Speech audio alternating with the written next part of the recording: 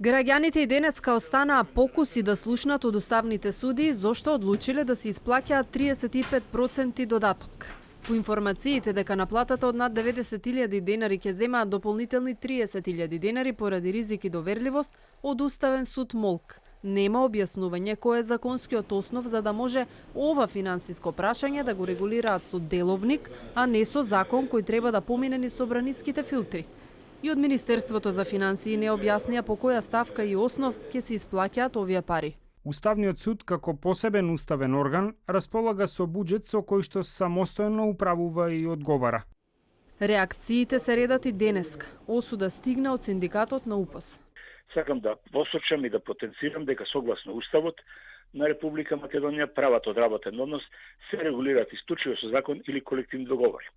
По случајов нити е со закон, нити со колективен договор и од морален аспект не гледам причина зошто не би била повлечена ваквата одлука, бидејќи не е утврдено во ниеден акт дека овој додаток им следува на уставните суди.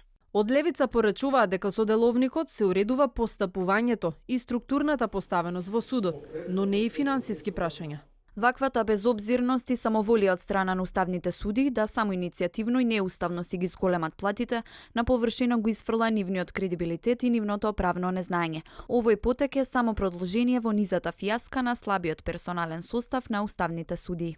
Министерството за правда стои настрана од овој случај, исто како и финансии. Уставните судии беа побрзи од официјалните преговори за изедначување на материјалниот статус и коефициентите на сите чинители во правосудството. Случајот со додатоците на платата во највисокиот суд веќе го истражува антикорупцијската комисија.